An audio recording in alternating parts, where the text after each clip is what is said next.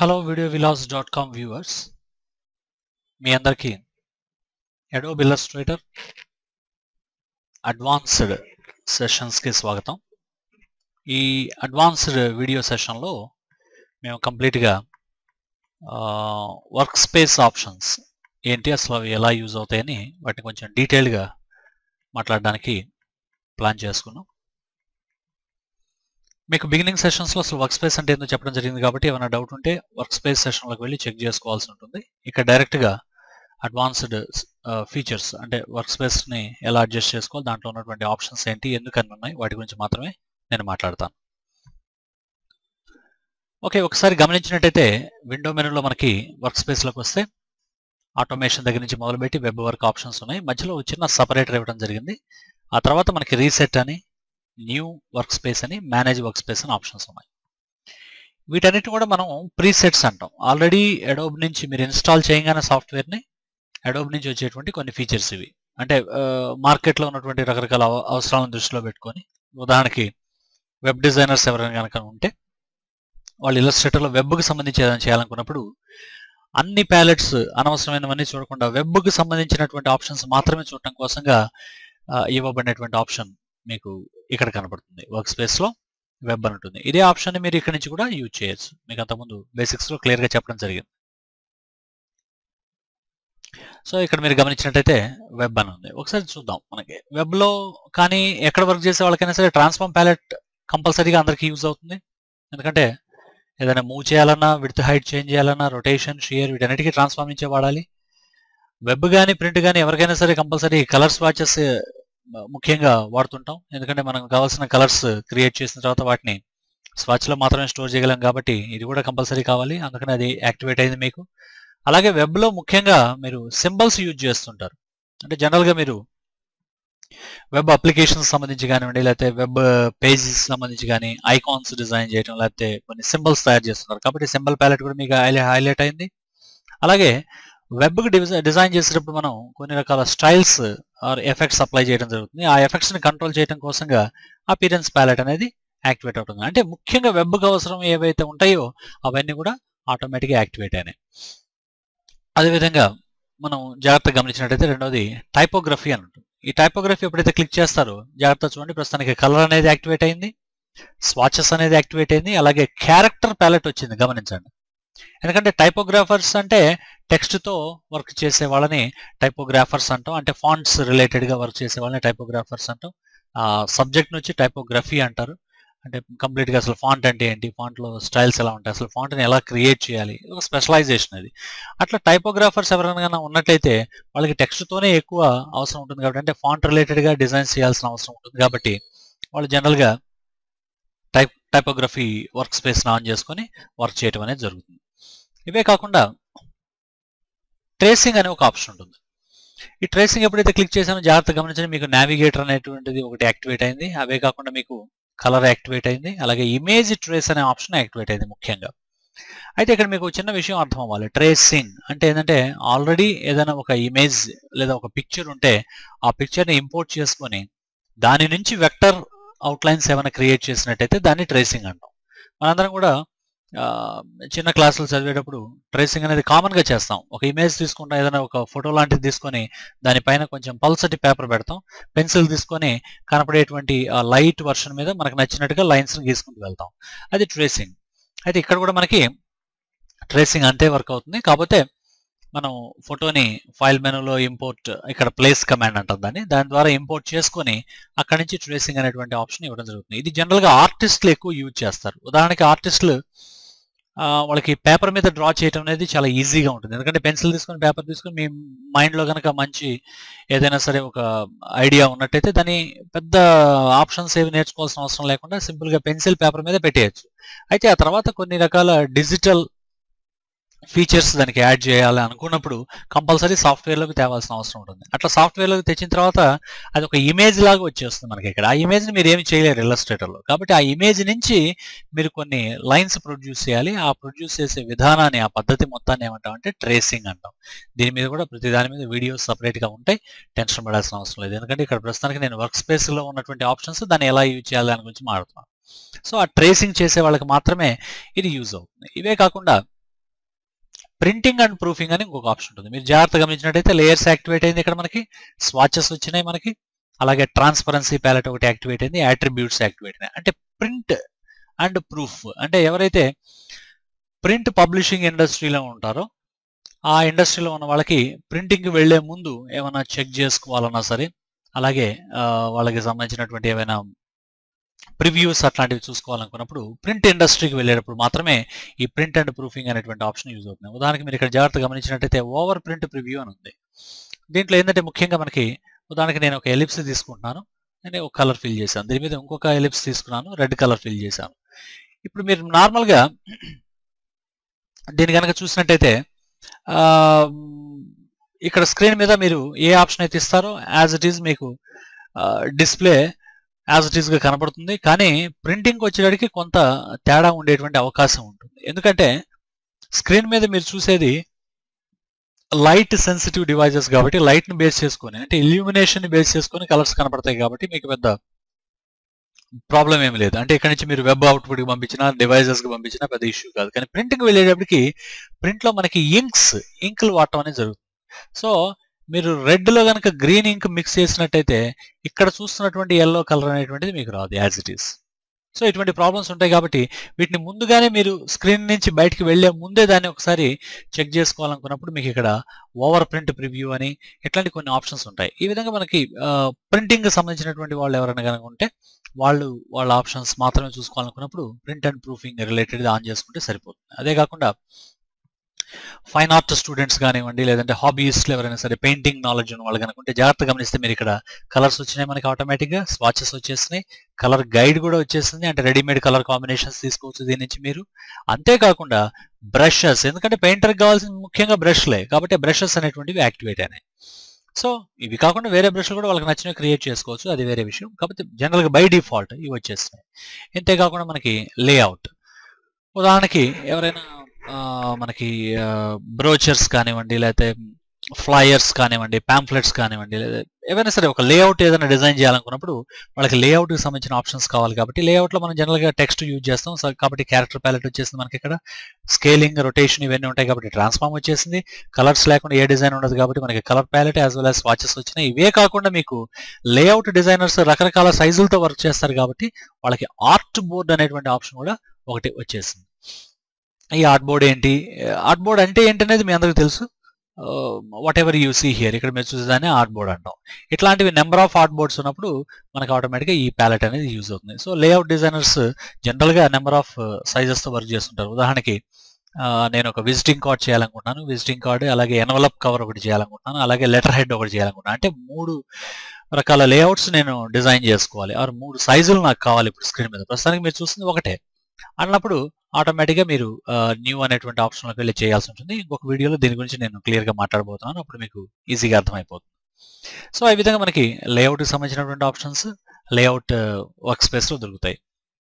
అలాగే ఆటోమేషన్ అని కనుక చూసారంటే మీకు ఇక్కడ ఆటోమేషన్ అంటే ఏదైనా పనిని మీరు ఉదాహరణకి ఒక ఒపాసిటీ తగ్గించడం అనుకోండి, లేదంటే ఒక ఫైల్ని సేవ్ చేయటం అనుకోండి, అట్లాంటివి 1-2 ఫైల్స్ అయితే మీరు మాన్యువల్గా చేయొచ్చు. ఉదాహరణకి నేను సెలెక్ట్ చేసిన ఆబ్జెక్ట్ని, దీని ఒపాసిటీ నాకు 30% కావాలి, ఓకే వెరీ గుడ్.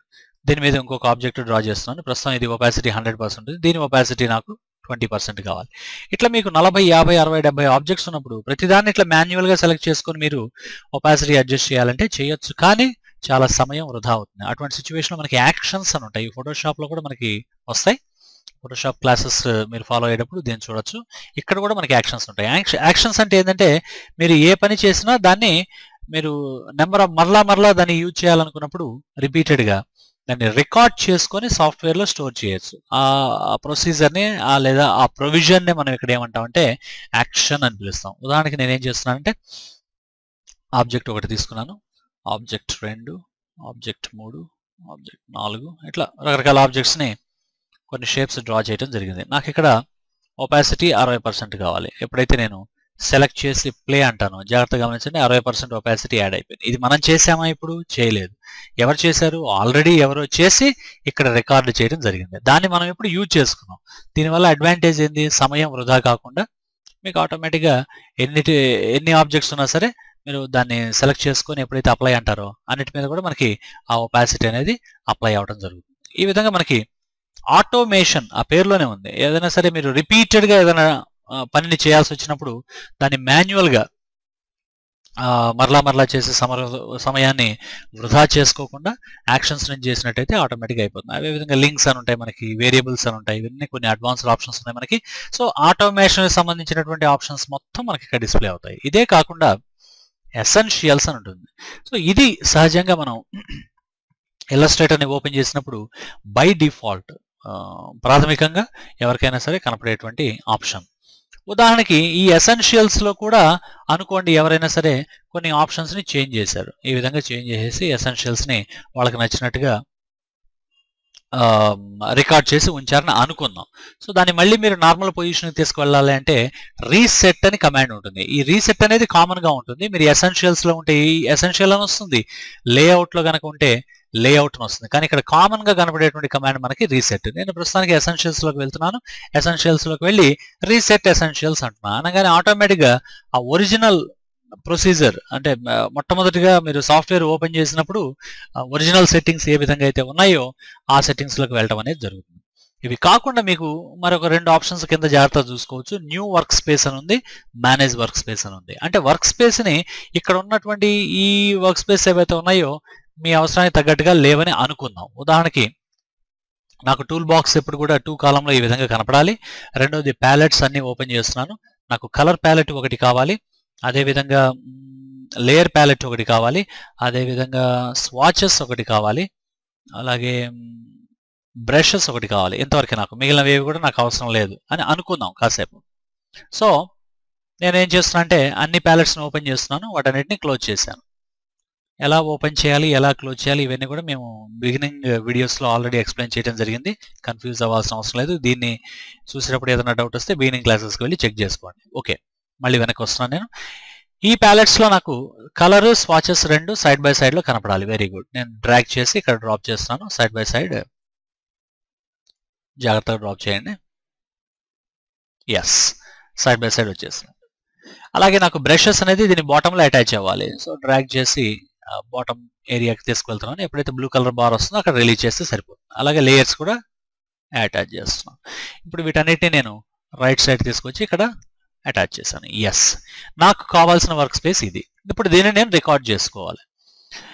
ఇప్పుడు నేను వర్క్ స్పేస్ ఆప్షన్స్లోకి ఎక్కడి నుంచి అయినా వెళ్ళొచ్చు. విండో మెను వర్క్ స్పేస్కి రండి. అదేవిధంగా న్యూ వర్క్ స్పేస్ అనే కమాండ్ మీద క్లిక్ చేయండి, లేదా ఇక్కడి నుంచి క్లిక్ చేసినా సరే న్యూ వర్క్ స్పేస్ క్లిక్ చేసి ఒక నేమ్ ఇవ్వండి. ఉదాహరణకి నేను ఇక్కడ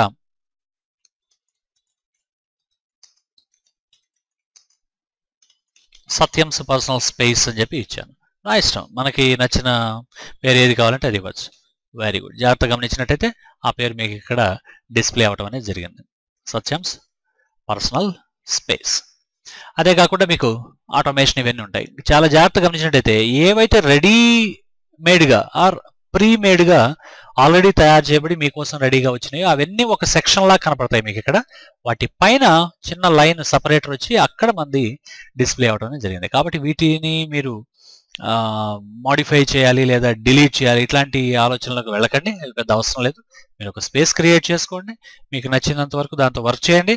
ఎనీ టైం అసలు దాంతో మీకు అవసరం లేదని అనుకుంటే అప్పుడు మేనేజ్ వర్క్ స్పేస్లో కనుక వచ్చినట్టయితే మీకు ఇక్కడ ఆ స్పేస్ ఆప్షన్స్ ఎన్నైతే ఉన్నాయో అవన్నీ కూడా డిస్ప్లే అవుతాయి. ప్రస్తుతానికి ఒకటే మనం చేసాం కాబట్టి ఒకటే వస్తుంది. అంటే యూజర్ క్రియేట్ చేసినటువంటి స్పేసెస్ మాత్రమే ఇక్కడ డిస్ప్లే అవుతాయి. అంతేగాని మీరు వీటన్నిటిని డిలీట్ చేయాలన్న ఆలోచనకి మాత్రం రాకండి. ఇక్కడ నేను చిన్న ఎగ్జాంపుల్ చెప్తాను. చాలా మందికి ఈ క్రేజీ థాట్ ఉంటుంది, వీటిని నేను మాడిఫై చేయటం ఎట్లా, వీటిని డిలీట్, ఇవన్నీ కూడా ఒక రకంగా నా ఉద్దేశంలో టైం వేస్ట్ ప్రొసీజర్స్ అనమాట. దానివల్ల పెద్ద యూజ్ లేదు. అవి చేయొచ్చు, వాటిని మనం ఫోల్డర్స్లోకి వెళ్ళి వాటి సెట్టింగ్స్ని మార్చేసేసి పూర్తిగా మాడిఫై చేయొచ్చు. అవి మనం ప్రోగ్రామ్ ఫైల్స్లోకి వెళ్ళి అవి ఎక్కడ స్టోర్ అవుతాయి చూసుకొని అన్నీ చేయొచ్చు. కానీ అవన్నీ టైం వేస్ట్ ప్రాసెస్, వాటి వల్ల మనకి పెద్ద ఒరిగేదేం లేదు. కాబట్టి కంపెనీ మనకి ఏవైతే ఇచ్చిందో వాటిని అట్లాగే ఉంచండి, వాటిని ఇష్టం అయితే వాడుకోండి, ఇష్టం లేకపోతే వదిలేసేయండి. అవి కాకుండా మీకు నచ్చిన స్పేస్ ఏదైనా క్రియేట్ చేసుకొని దాన్ని మార్పు చేర్పులు ఏమైనా కావాలంటే చేసుకోవచ్చు, దాన్ని మళ్ళీ సేవ్ చేసుకోవచ్చు. ఇవన్నీ కూడా మనకు ఉన్నటువంటి అడ్వాంటేజెస్. సరే, ఇప్పుడు నేను మళ్ళీ ఇక్కడి నుంచి ఎసెన్షియల్ స్పేస్కి వెళ్ళాలనుకుంటున్నాను. ఒకసారి ఎసెన్షియల్ ఎప్పుడైతే క్లిక్ చేస్తారో ప్రస్తుతం ఉన్న కరెంట్ స్పేస్ ఇన్ఫర్మేషన్ ఇట్లాగే కనబడుతుంటుంది. ఇటువంటి సిచ్యువేషన్లో ఇందాక చెప్పినట్టుగా మీకు రీసెట్ అని ఎప్పుడైతే క్లిక్ చేస్తారో మళ్ళీ నార్మల్కి వెళ్ళిపోతుంది. ఇప్పుడు నేను మళ్ళీ సత్యంస్ పర్సనల్ స్పేస్ క్లిక్ చేసి చూపిస్తాను. ఇది మనం చేసింది, ఇది ఒరిజినల్గా ఉన్నటువంటిది. సో ఈ విధంగా మీకు నచ్చినటువంటి స్పేస్ క్రియేట్ చేసుకోవచ్చు, దాంట్లోకి స్విచ్ అవ్వచ్చు, అంటే మారచ్చు, ఇక్కడి నుంచి అక్కడికి అక్కడి నుంచి ఇక్కడికి మారుతూ మీకు నచ్చినటువంటి వర్క్ని కంప్లీట్ చేసుకోవచ్చు. ప్రస్తుతానికి నేనేం చేయబోతున్నా అంటే ఎసెన్షియల్లోకి మళ్ళీ వెళ్తున్నాను. ఇక్కడి నుంచి వెళ్ళి మేనేజ్ వర్క్ స్పేసెస్లో నేను ఏదైతే క్రియేట్ చేశానో దాన్ని సెలెక్ట్ చేసుకొని రీనేమ్ చేయాలంటే చేయొచ్చు, లేదా డిలీట్ చేయాలన్నా కూడా చేయొచ్చు. I want to delete it. Very good. ఇప్పుడు ఒకసారి వచ్చి గమనించి మీరు చెక్ చేసుకున్నట్టయితే మనం ఏదైతే స్పేస్ని వర్క్ స్పేస్ని క్రియేట్ చేసుకున్నామో మన పర్సనల్ స్పేస్ని, అది డిలీట్ అయిపోయింది.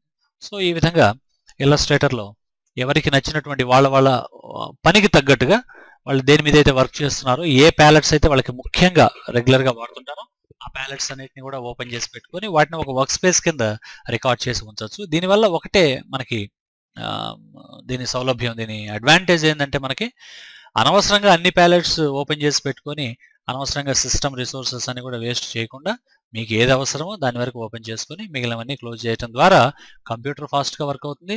మీకు కూడా కొంచెం కన్ఫ్యూజన్ ఉండదు. అన్ని ఆప్షన్స్ కళ్ళ ముందు కనపడితే ఒక్కోసారి ఇబ్బందిగా ఉంటుంది. అవన్నీ లేకుండా స్క్రీన్ని ఆప్టిమైజ్ చేసుకొని దాన్ని మీకు అవసరమైన విధంగా మీకు ఏవైతే కమాండ్స్ కానీ లేదా టూల్స్ కానీ అవసరమవుతాయో వాటి వరకు అన్నిటినీ మీరు ఆన్ ఆఫ్ చేసి పెట్టుకుంటూ వర్క్ చేసే విధంగా మనకి వర్క్ స్పేస్ అనే ఆప్షన్ ఉంటుంది. ఇంతేకాకుండా ఎడిట్ మెనూలో కనుక వచ్చినట్టయితే మనం కీబోర్డ్ షార్ట్ కట్స్ అని ఉంటుంది. ఒకసారి జాగ్రత్తగా గమనించండి. దీన్ని క్లిక్ చేయడం ద్వారా సపరేట్ డైలాగ్ బాక్స్ అనేది డిస్ప్లే అవుతుంది.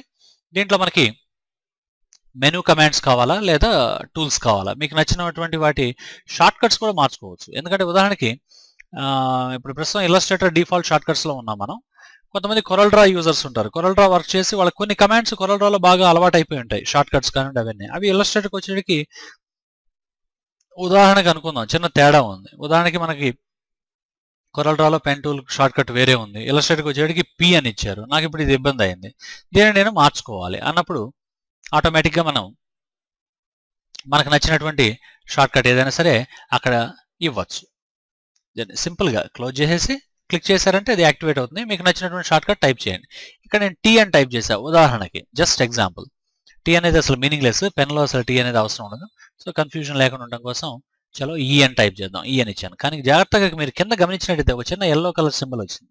ద షార్ట్ కట్ ఈ was already in use by the free transform tool. అంటే మీరు ఏదైతే షార్ట్ కట్ ఎంటర్ చేశారో అది వేరే టూల్కి ఆల్రెడీ ఇవ్వడం జరిగింది. కాబట్టి ఇట్లాంటి విషయాల్లో కొంచెం మీరు కేర్ఫుల్గా ఉండాలి. అంటే ఇప్పుడు దీన్ని కనుక మీరు ఫోర్స్ చేసామనుకోండి, కంపల్సరీ తీసుకోవాలి అని ఎప్పుడైతే మీరు ఓకే అంటారో ఆల్రెడీ ఉన్న దాని నుంచి అది రిమూవ్ అయిపోతుంది. అంటే ఫ్రీ ట్రాన్స్ఫార్మ్కి అది వెళ్ళిపోయి పెన్ టూల్కి అటాచ్ అవుతుంది. కాబట్టి ఇది కొంచెం కేర్ఫుల్గా ఉండాలి మీరు. నేను మళ్ళీ డిఫాల్ట్ షార్ట్ కట్స్లోకి వెళ్తున్నాను. ఇక్కడ మీరు జాగ్రత్తగా గమనించినట్టయితే please type a name for the key set file అంది. So I don't want give any name. ఎప్పుడైతే క్యాన్సిల్ కొట్టేస్తామో డిఫాల్టే మీకు డిస్ప్లే అవుతుంది. సో ప్రస్తుతానికి నేనేం మార్చిపోవట్లేదు. ఎనీ టైం మీరు ఏదైనా సరే షార్ట్ కట్ని లైక్ క్యాన్సిల్ చేయాలన్నప్పుడు అండు అనుకోవచ్చు, తీసేయాలంటే క్లియర్ అనుకోవచ్చు. గో టు కాన్ఫ్లిక్ట్ అన్నామంటే అంటే ఎక్కడ అది కాన్ఫ్లిక్ట్ అవుతుంది అనేది ఆ టూల్ దగ్గరికి అది వెళ్తుంది. ఉదాహరణకి నేను సెలెక్ట్ చేశాను,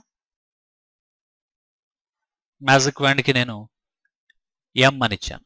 ఎం అని ఇచ్చేసి గో టు కాన్ఫ్లిక్ట్ అని అంటే ఆ కమాండ్ దగ్గరికి మనకి డిస్ప్లే అవుతుంది. అంటే దానికి వేరే ఆప్షన్ ఏదైనా మనం ఇవ్వచ్చు. సో ఈ విధంగా మనకి కొన్ని simple commands but very effective, very powerful ఇట్లాంటి కమాండ్స్ మొత్తం కూడా మనకి కీబోర్డ్ షార్ట్ కట్ ఆప్షన్లో ఉంటాయి. ఇవి కూడా వర్క్ స్పేస్ సెట్టింగ్స్ రిలేటెడ్గానే చెప్పుకోవచ్చు మనం. అంతేకాకుండా ఇక్కడ బటన్ చూసినట్టయితే మీకు సేవ్ అని ఉంది. అంటే మీరు ఇది ప్రస్తుతానికి ఆల్రెడీ అడోబ్ వాళ్ళు సేవ్ చేసినటువంటి షార్ట్ కట్ లిస్ట్.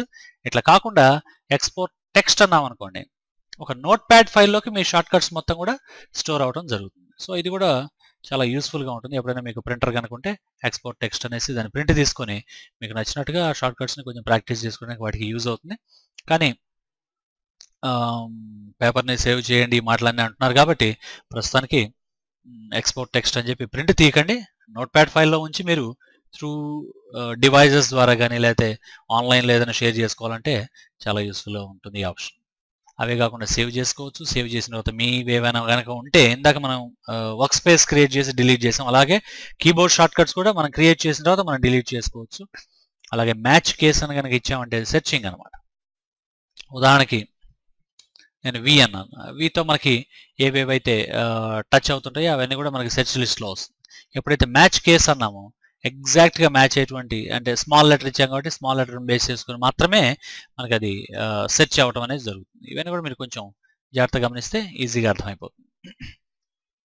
ఇది సెర్చ్ ఆప్షన్, ఇది టూల్స్ కావాలా, మెనూ కమాండ్స్ కావాలనేటువంటి ఆప్షన్.